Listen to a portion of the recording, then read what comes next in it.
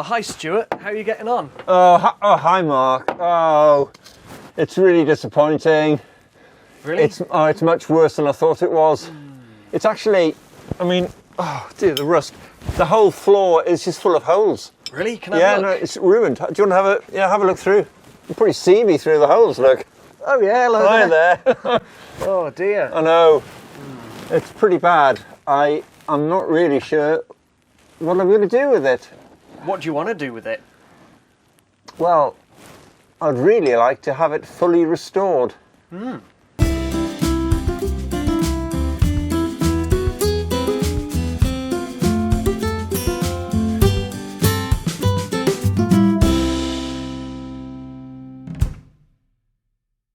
Stuart, you said before that you'd like to have this car fully restored. I'm wondering, what does that actually mean? Well, to fully restore a car, even in this bad condition, means to rebuild it and make it brand new, to make it the way it was when it was first made. I mean, I know, Mark, that it seems impossible, but really, it can be done. Today's story is all about restoration. It's also, strangely, about bones. Like with this episode's story, our game involves bones. To play this game, you will first need to cut your sheet in half. You then have two options of how to play. Your simplest option is to leave the sheet as it is, roll the die, and colour in the number that you get. Number 6, lower legs.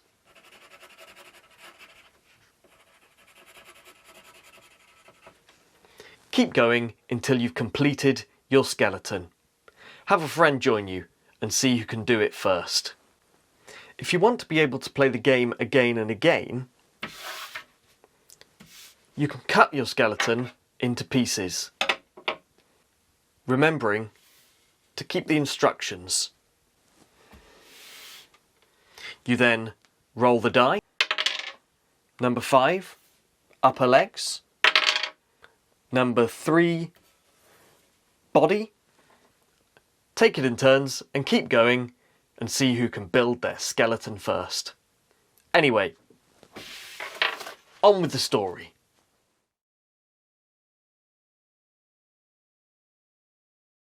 Hi, my name is Ezekiel. I am an Israelite from the city of Jerusalem. I'm also a prophet. That means that God gives me messages to share with the people, and I tell the people. Sometimes God has given me some very strange things to do so that people will take notice of the message I have to share. Once, I had to lie on my side for over a year. And another time, I shaved off my beard and all my hair. God has lots to say to the people of Israel. You see, we have a special agreement about our relationship with him. He is our God, and we are his people. But we have not been good at keeping our side of the agreement. We have not been good at following him. Everything is in a bad way. We've even been attacked. Our enemy has defeated us and destroyed our city. Thousands of us have been taken away from our homes to live here in Babylon, the land of our enemy. Have we failed? Has God given up on us?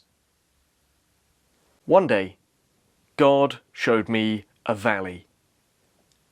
The valley was full of bones. It was full of dried up bones.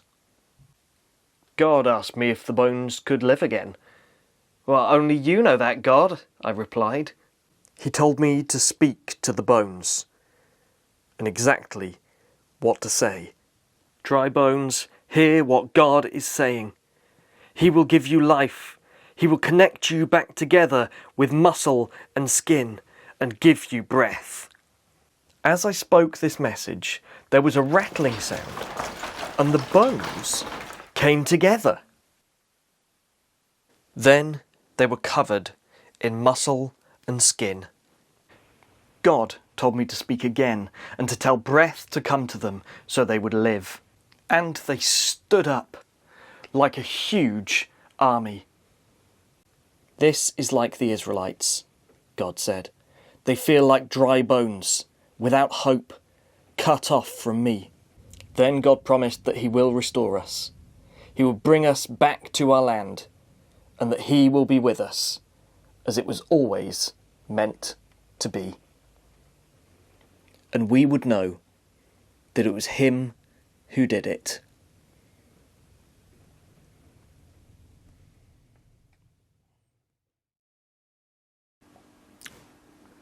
So for the people of Israel, it obviously felt like everything was dead and broken and finished.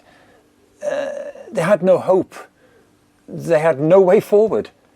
Yeah, a bit like you and your car, hey Stuart. Yes, possibly, Mark, yeah. But we heard God's message to them through Ezekiel, that he was going to fix things. He was going to restore them and make right his relationship with them. Make everything just as it was meant to be. Yeah. Yeah. And you know, maybe we've felt like that sometimes. You know, maybe we've been in situations where we have felt hopeless and helpless, that there is no hope for us. Yeah, most of us do feel that way at some point. Well, the Bible tells us that God hasn't changed. He is still restoring things. He is still making things right, especially his relationship with people. There is always hope. There is indeed always hope. That's a great thing to remember. Well, this is our part done for this episode, but if you'd like to hold on for a moment, Sarah has an activity for you to do at home. But it's bye from us.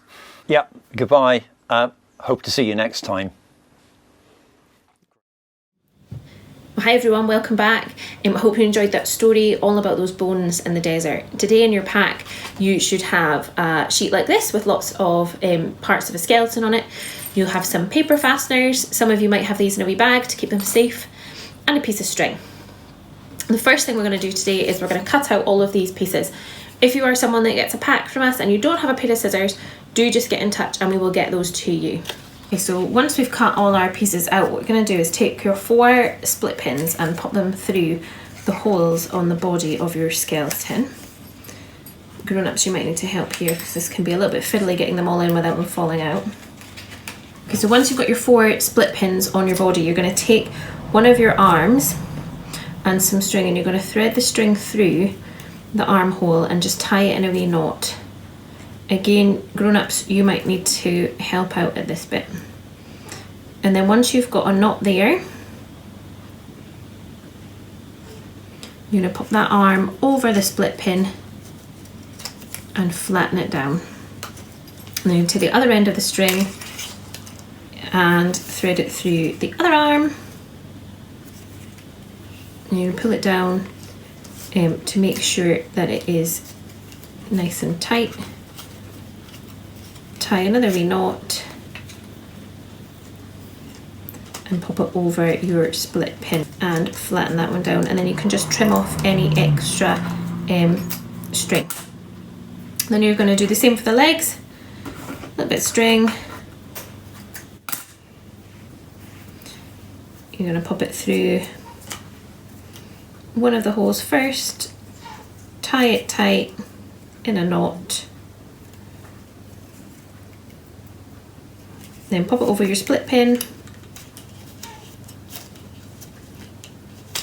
and flatten that out. So same again, thread it through the other leg, tie it in a knot, pop it over your split pin, hopefully you can see what I'm doing, and flatten your split pin out, trim your thread off. The next bit, you need a slightly longer piece of string. You're going to tie a knot in the middle of your top string that's attaching your arms together.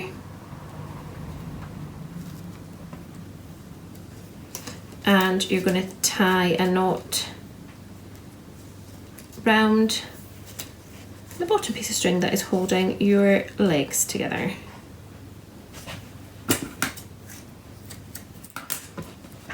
Okay, so once you've attached your pieces of string, it should look a little bit like this. You'd have your string across the top that joins your arms, your piece of string across the bottom that joins your legs, and then your string attaching both